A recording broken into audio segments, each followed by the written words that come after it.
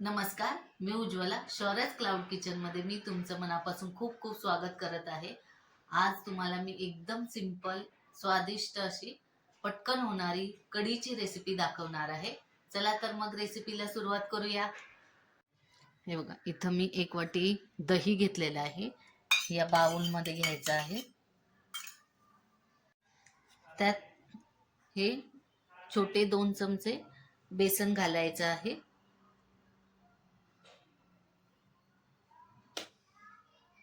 त्यानंतर याच्यात थोडीशी हळद घालायची आहे आणि मग हे ह्याच्याने चांगलं मिक्स करून घ्यायचं आहे.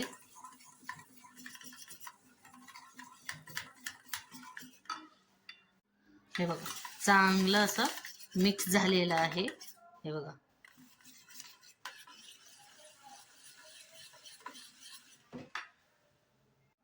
आता हे दही घेतलेल्या वाटीतच मी पाणी घेतलेलं आहे. परत एकदा व्यवस्थित पाणी घातल्यावर मिक्स करून घेऊया. हे बघा, असं 2 वाट्या मी पाणी घातलेलं आहे आणि चांगलं मिक्स करून घ्यायचं आहे.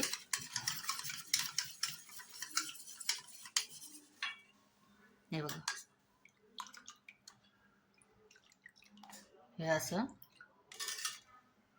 हे बघा, इथे मी कढी फोडणी टाकण्यासाठी लसूण आहे ठेचून घेतलेला आहे, मिरची घेतलेल्या आहेत 2, या अशा उभ्या उभ्या अर्ध्या अर्ध्या कट केलेल्या आहेत, कोथिंबीर थोडीशी, कढीपत्ता थोडासा. हे बघा, इथं मी पसरट भांडं ठेवलंय कढी फोडणी टाकण्यासाठी. त्यात आता 1 पळी तेल घालायचं आहे. हे बघा, तेल तापल्यावर थोडंसं हिंग घालायचं आहे, थोडीशी मोहरी घालायची आहे. मोहरी तडतडली की थोडेसे जिरे घालायचे. त्यानंतर हा कढीपत्ता घालायचा. मग हे ठेचलेला लसूण आणि मिरच्या तेलात चांगल्या फ्राय करून घ्यायच्या आहे.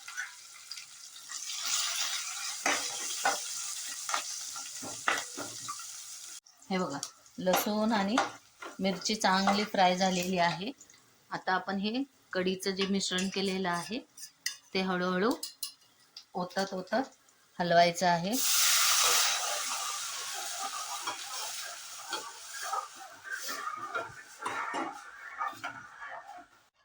हे बघा, हे असं ओतत ओतत चांगलं हलवायचं आहे. आता ह्याला चांगली उकळी येऊ देऊया 5 मिनिटं. हे बघा, कढीला चांगली उकळी आलेली आहे. हे बघा, पातळ घट्ट तुम्हाला जशी हवी तशी तुम्ही करू शकता. आता याच्यात 1 छोटासा चमचा साखर टाकूया.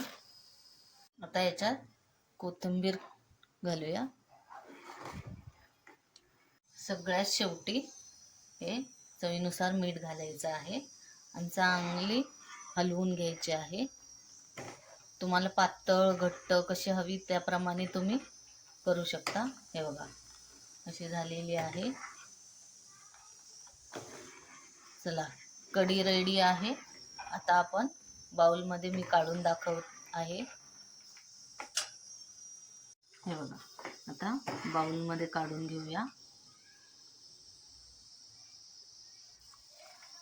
हे बघा, किती छान झालेली आहे. ही अशी कढी बनवायची असते.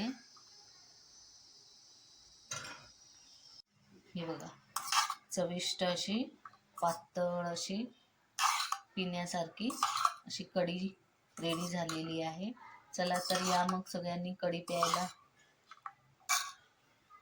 कशी वाटली माझी ही कढीची रेसिपी? तुम्हाला आवडली असेल तर घरी करून बघा आणि मला कमेंटमध्ये नक्की कळवा. हा व्हिडिओ शेवटपर्यंत बघितल्याबद्दल खूप खूप धन्यवाद. हा व्हिडिओ आवडला असेल तर लाईक, शेअर आणि सबस्क्राईब करायला विसरू नका. याआधी सुद्धा ज्यांनी ज्यांनी माझ्या चॅनलला शौर्यस क्लाउड किचनला लाईक, शेअर आणि सबस्क्राईब केलेलं आहे त्यांचे मनापासून खूप खूप धन्यवाद. अशाच नवनवीन रेसिपीज मी घेऊन येत जाईन. तर शौर्यस क्लाउड किचनला नेहमी विजिट द्या. तुमचा आशीर्वाद असाच राहू दे माझ्या शौर्यच क्लाउड किचनला.